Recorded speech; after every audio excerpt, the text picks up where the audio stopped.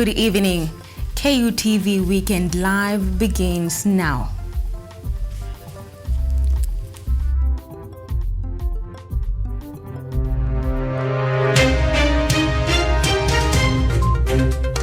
Eight people killed and several others injured in Kerio Valley cattle raid. One Kenya Alliance principles to sign a coalition agreement with the Azimio la Umoja tomorrow. DP Ruto alongside Mudavadi leave the country for a 10-day visit in the United States and United Kingdom.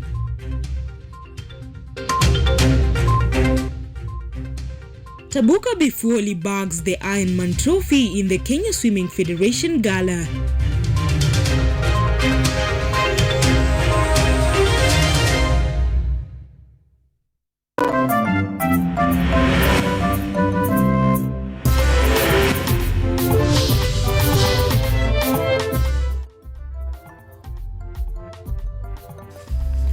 Welcome to the broadcast. My name is Daphne, Orina, and I'm in the company of Sharon Wamboi, a sign language interpreter. Let's get started. 8 people, among them 2 minors, have been killed and scores injured following a banditry attack in Kerio Valley. According to Tiaty West Sub-County Commissioner Jackton Orina, the Saturday afternoon incident happened when herders from one community herding in the neighboring Marakwet East Sub-County were attacked by suspected bandits from another community who also made away with an unknown number of livestock. The attack, which left several suspected bandits injured, is believed to be retaliation following a number of attacks in the area in the last 3 weeks. Security officers in the area have launched an operation to recover the stolen livestock and stop further attacks. A security meeting between leaders, security bodies and elders is also due next week in Kolowa, Tiaty West.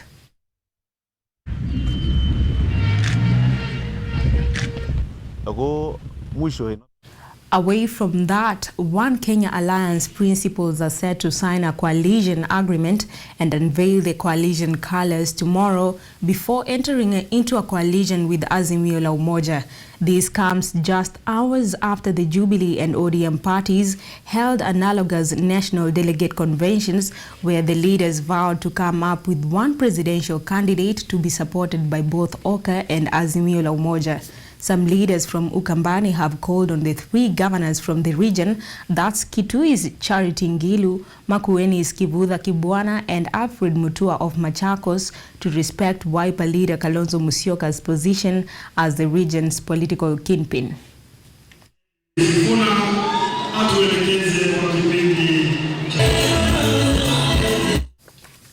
Still on matters politics, principals of the Kenya Kwanza Alliance, William Ruto and Musalia Mudavadi, have left the nation for a 10-day visit to the United States and the United Kingdom. The two are slated to discuss the alliance's foreign policy, democracy and governance positions, as well as their economic agenda for Kenya and Africa. The team will meet the officials from the State Department of the Pentagon, as well as the U.S. government's National Security Council advisor in Washington, D.C. Ruto will also talk to the Carnegie Endowment for International Peace, the Center for Strategic and International Studies, and the Washington Entrepreneurship Hub at the University of Arizona. The journey will finish with a meeting with the Kenyan ambassador to diaspora in the United States. DP Ruto will also meet with senior UK government officials in London, to a national counter-terrorism center, and deliver speeches at the Commonwealth Secretariat and the Royal Institute of International Affairs.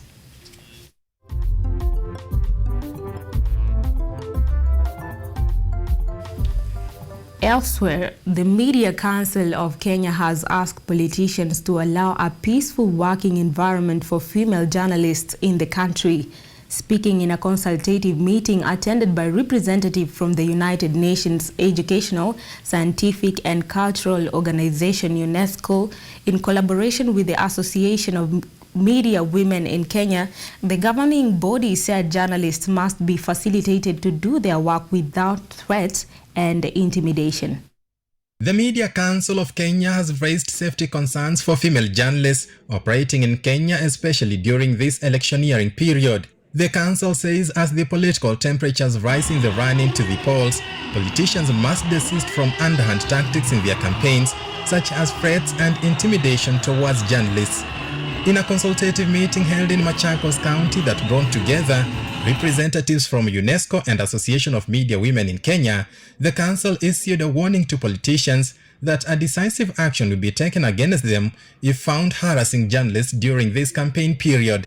Wanasiasa wote, political parties na agencies wataweka commitment kwamba kama mtu ambaye ataenda kudhulumu mwandishi wa habari akiwa kazini ni hatua gani itachukuliwa juu yake. Kwa hivyo hizo ni mikakati tu, baadhi ya mikakati ambayo tumeweka. Tutakuwa na hotline ambayo imewekwa. Kwa hivyo mwandishi wote wa habari ukipata tatizo ama pata unadhulumiwa mahali, piga simu mara moja na baraza na wadau wengine ile immediate intervention. Judy Kaberia from AMWIC and her counterpart from UNESCO underscored the need for awareness among journalists on their safety. We are working with journalists who do not have contracts, journalists who do not have medical covers, journalists who do not have protective gear. So it shows that we really have a lot of work to do. We meet the journalists, we train them because sometimes, or not sometimes, all the times, security first begins with an individual. We have planned for trainings for female journalists, so it goes on even beyond the elections. One of the key things we are responding to is what we call the UN Plan of Action on the Safety of Journalists, which demands that organizations and countries need to ensure the safety of journalists so that they can promote access to information. Journalists have nonetheless been urged to ensure neutrality and impartiality in covering campaigns. According to statistics from International Press Institute, in the year 2021 alone, 45 journalists lost their lives globally in line of duty, a worrying figure that calls for the need to protect journalists. Henry Tende, KUTV. Thank you, Henry. Now, Kenya has today joined the world in commemorating World Non-Governmental Organizations Day, a day that is observed on the 27th of February every year since its inception in 2014, recognizes, celebrates, and honors the invaluable work of non-government and non-profit organizations and all those involved in working tirelessly to make our society a better place to live in. This year's celebration's theme is yet to be announced, but the crucial role played by the NGOs and non-profit organizations in improving lives of many cannot be overemphasized.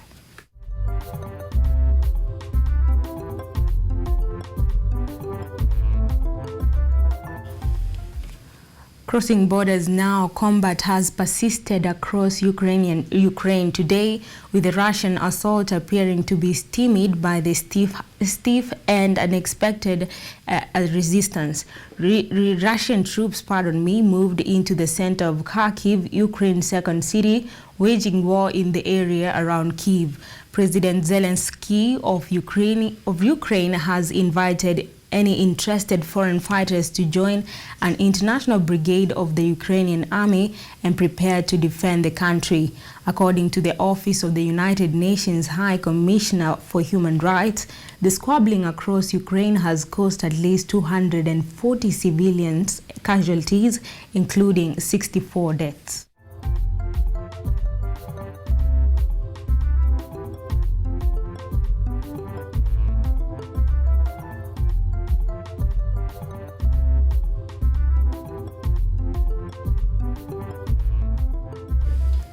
Twenty-four people have tested positive for COVID-19 from a sample size of 4,459 tested in the last 24 hours. This raises the cumulative positive cases to 322,930 and sets the positivity rate at 0.5%. 40 patients have also recovered from the disease, summing up recoveries to 303,248. No patients succumbed, leaving total fatalities at 5,639.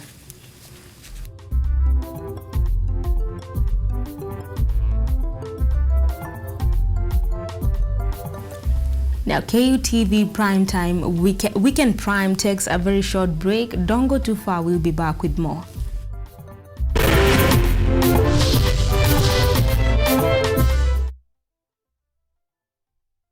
KUTV, in conjunction with Kenyatta University Funeral Home, is now offering death announcements immediately following our news bulletins at 7 p.m.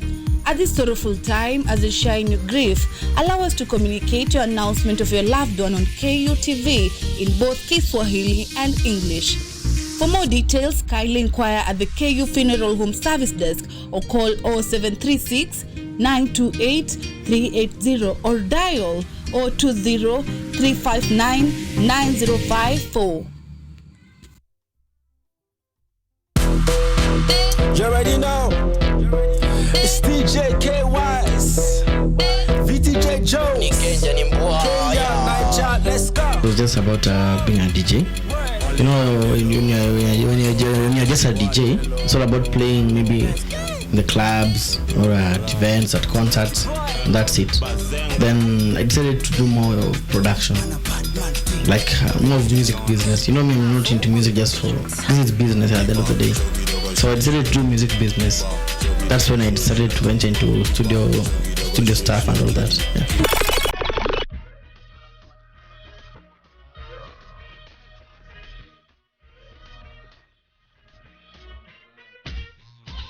Once you're a DJ, you get to interact with the people directly in clubs and events. So it's very easy for you to know what the audience really likes.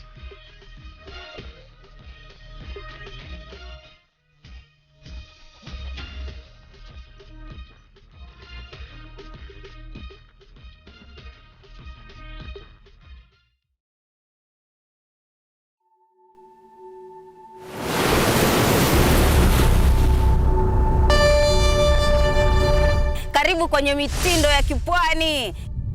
Nguo yangu wasenesi makire mtuzeha sana nenda finira chechemekwe. Nguo yangu wasenesi makire mtuzeha. Yani unavyoona basi niko kipwani pwani tu.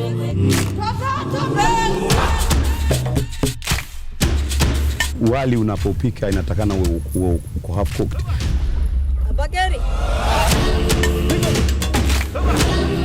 Niko katika kaunti ya Kilifi, magavazi ya Gede. Stream live mitindo ya kipwani on our KUTV Facebook page every Saturday 4 p.m.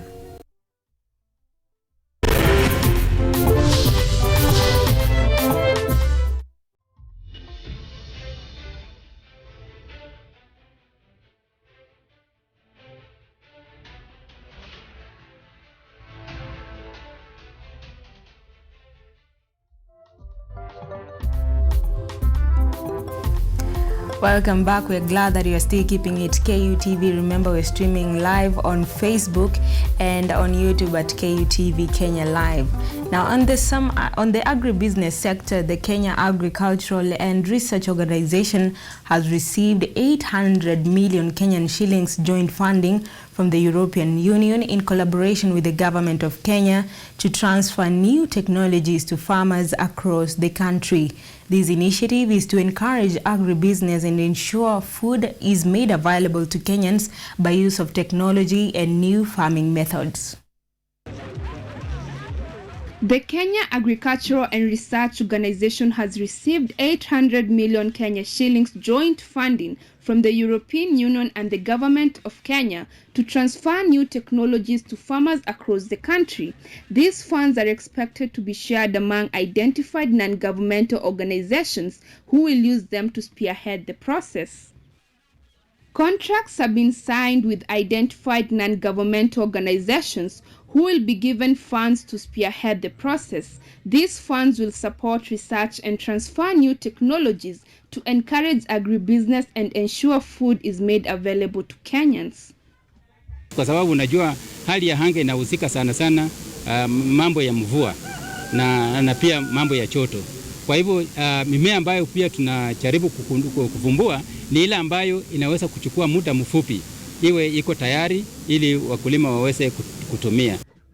Research is being done to improve varieties of crops and animals in response to climate change so that farmers can still produce despite the changing of climatic conditions.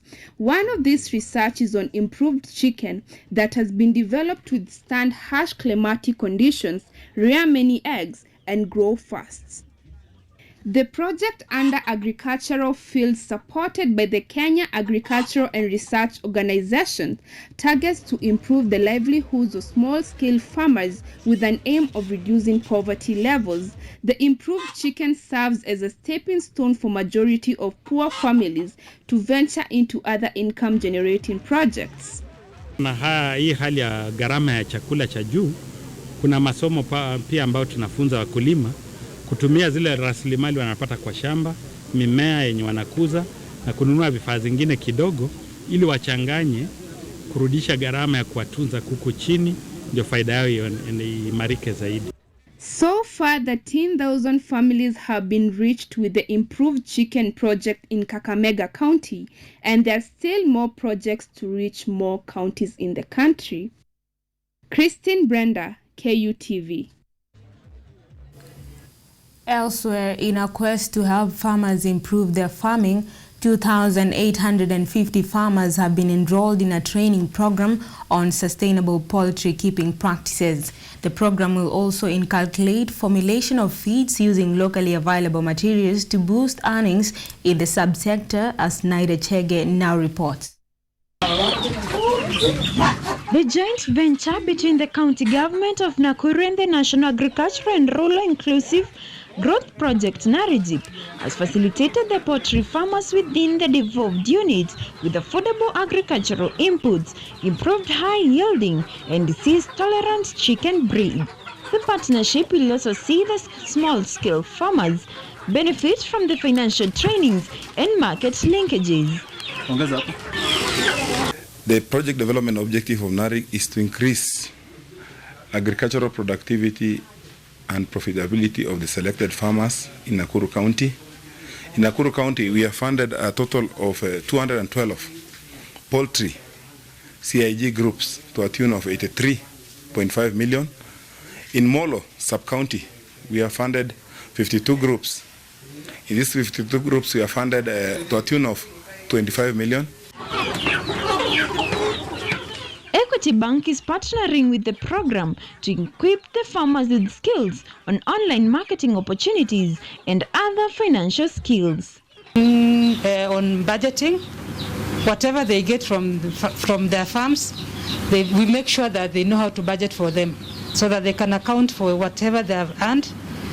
And apart from budgeting, we do train also on savings.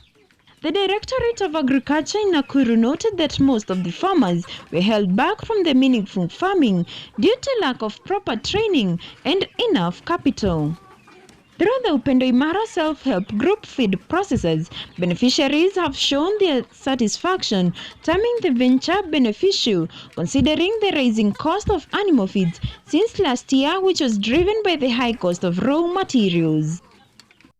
Na maturity level yake zinafika haraka na zikikuwa na good weight.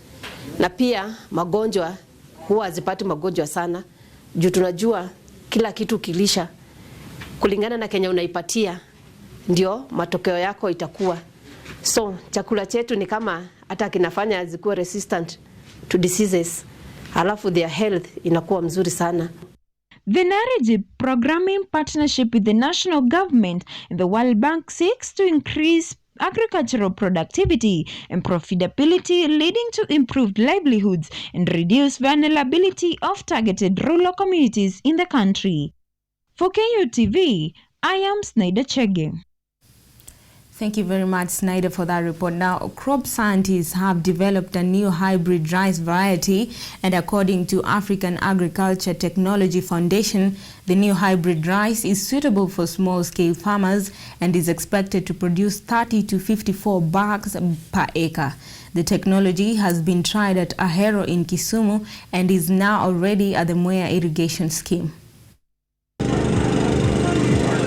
A relief to small-scale farmers as African Agriculture Technology Foundation have launched a new hybrid rice, which they say is ready for commercialization.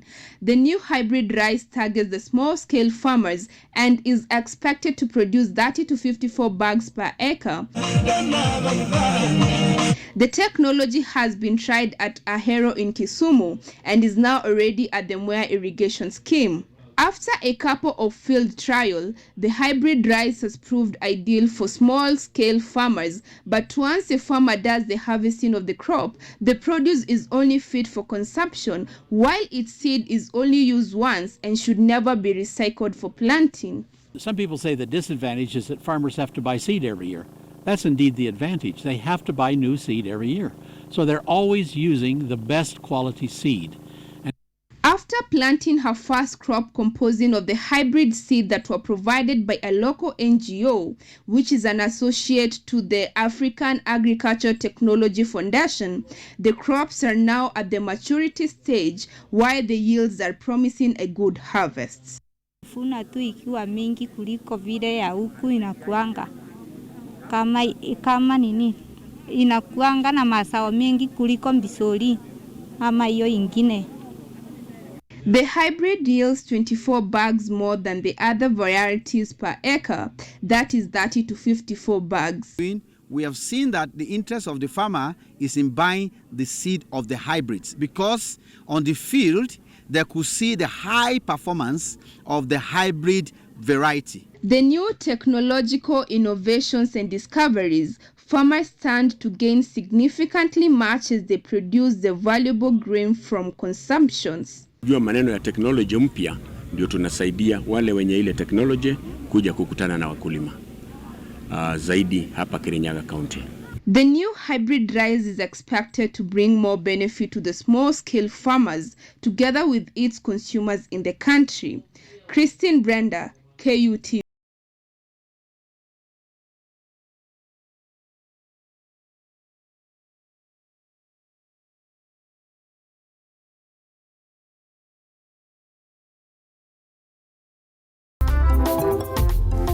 Well, that report from Brenda allows us here to take another very short break. We'll be back with sports.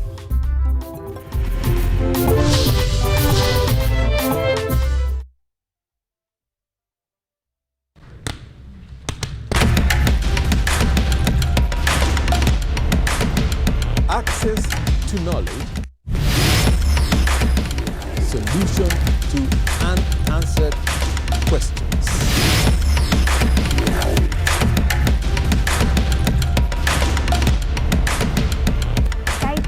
Pursuing your rights and repossessing your property, intellectual or material. This and more, only on Law Matters.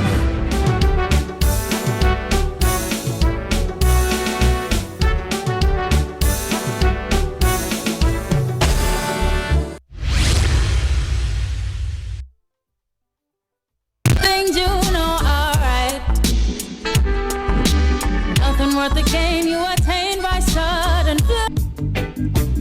Don't you know that I still care for you? Me flip-flop got me needing more and more of you. Gonna be the one to catch you. Far East, welcome to the empire. Far East, we call it find true love. And you will see what your love is done for me.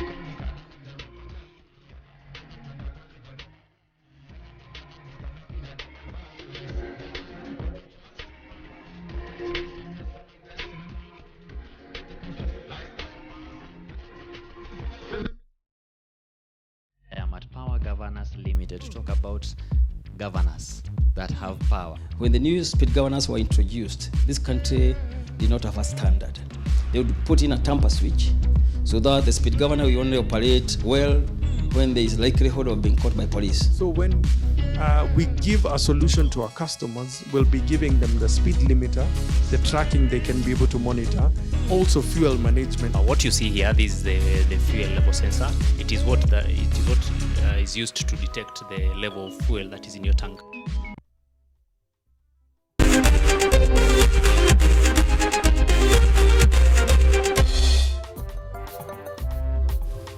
Welcome back. Happening in sports, Tabuka Bifoli and Victoria Okumu emerged top during the Kenya Swimming Federation Nairobi County Aquatics Association Gala held today in Makine School Sports Academy. The Level 3 top stage gala, which attracted over 250 top swimmers drawn from 25 teams, saw the host bag 15 gold medals, 11 silver medals and 8 bronze medals. Our sports reporter Stanley Nyaringita with more.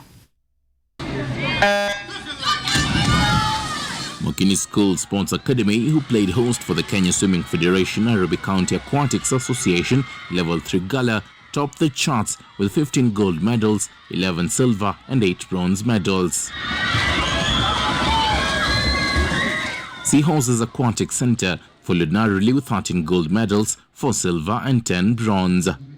In the 50 meters freestyle race, Tabuka Bifoli from Hillcrest International School emerged the Ironman with an impressive swim time of 25.10 seconds. Sienna Mundi came in second with 25.69 seconds as Lucas Omondi managed a sea time of 26.46 seconds. I'm preparing. I've been in the provincial team for the Commonwealth Games, staged for late July. That's what I'm preparing for. And these other small galas in Nairobi, the NCAA, the Kaiso galas, that's what I'm preparing for at the moment. 17-year-old Victoria Okumu from Hillcrest International proved too strong in the women's 50 meters freestyle race by bagging a total of 492 points with a sea time of 29.03 seconds. Makini's Irangi Nina was second, finishing in 29.65 seconds. Okumu noted that she is now shifting her focus to the Youth Africa Games later this year. List came out for Commonwealth, Youth Africa Games as well.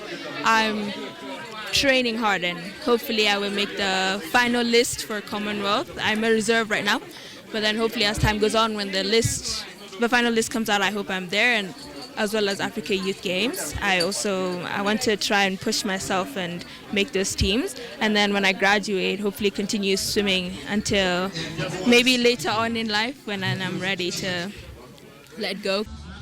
KSF Nationals will be conducted on the 12th and 13th March at Kasarani and will give swimmers an opportunity to even qualify for international meets.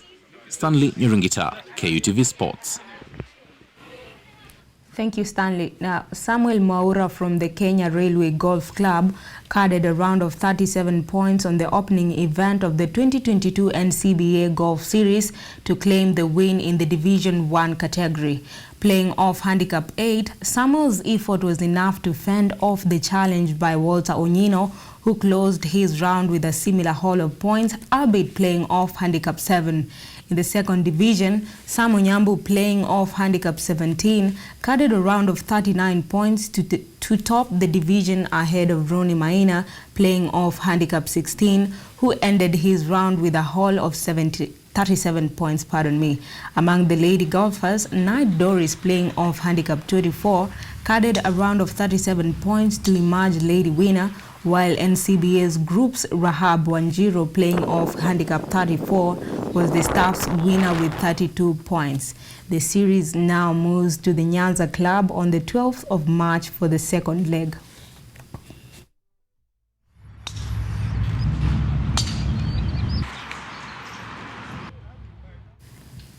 Through the Irene Njoki Foundation, 50 youth in Bahati constituency have been earmarked for an 8-week sports program aimed at identifying local talents for enrollment in scholarships abroad.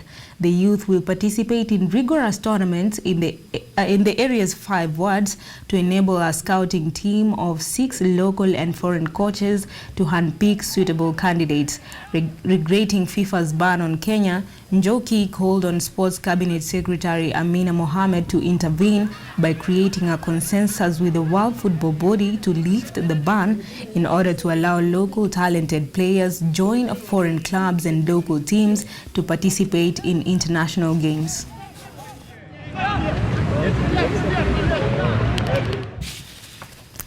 Now, Gor Mahia were held to a 1-1 draw by Bandari in their Kenya Premier League clash at Mbaraki Sports Club today afternoon.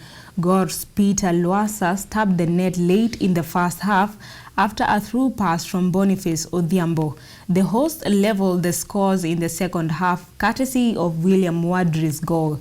Elsewhere, table toppers Kakamega Homeboys smashed Bidco United 3-1 to maintain their 5-point lead at Buhungu Stadium in Kakamega. Meanwhile, AFC Leopards and struggling Vihiga Bullets shared Premier League points after a 0-0 draw at Nyayo Stadium.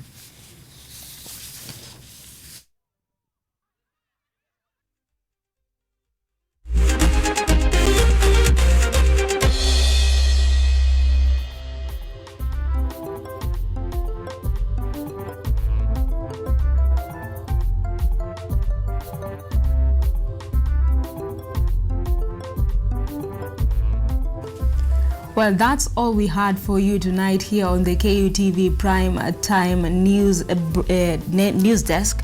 You've been with me, Daphne, Orina, and our sign language interpreter, Sharon Wamboi. Be sure to join Omondi Otieno tomorrow for the 9 p.m. broadcast. Have yourself a blissful night.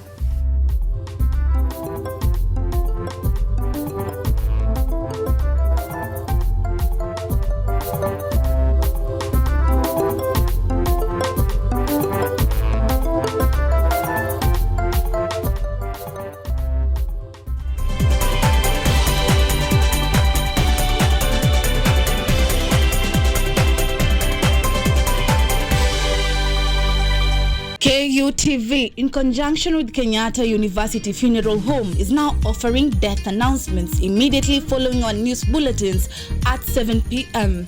At this sorrowful time, as you share in your grief, allow us to communicate your announcement of your loved one on KUTV in both Kiswahili and English. For more details, kindly inquire at the KU Funeral Home Service Desk or call 0736 928 380 or dial 020-359-9054. Maelfu na maelfu ya wahamiaji wakiwa na watoto kutoka nchi za Amerika ya Kati wanaendelea kuwasili kwenye mpaka kati ya Marekani na Mexico. But folks, I'm going. Thank you very, very much. I appreciate it. Thank you. Ni habari kutoka pembe zote duniani. Pepo pasi vuguvugu. Pepo pa ni idea. Tazidi ananyonya, hanyonyi vizuri, anakuwa hayuko comfortable. Jeshi la Jamhuri ya Kidemokrasia ya Kongo linapambana na waasi wa ADF. Kwa sasa wanatoa wito kwa mashirika, makampuni na vile vituo vya uchukuzi. Mambo mengi yatakwenda kama yalivyopangwa. Hapa ni kuna mmoja wa viongozi wa chama cha wavuvi katika eneo hili. Zaidi tunajaribu kuwapa chanjo ili ina boost ama inanyanyua kinga ya mwili, ndio inaenda kupelekea kupambana na virusi. Ni duniani leo, Jumatatu mpaka Ijumaa, moja kwa moja kutoka VOA Swahili, Washington DC.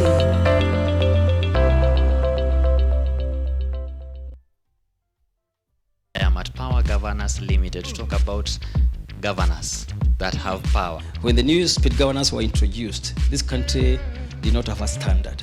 They would put in a tamper switch so that the speed governor will only operate well when there is likelihood of being caught by police. So when we give a solution to our customers, we'll be giving them the speed limiter, the tracking they can be able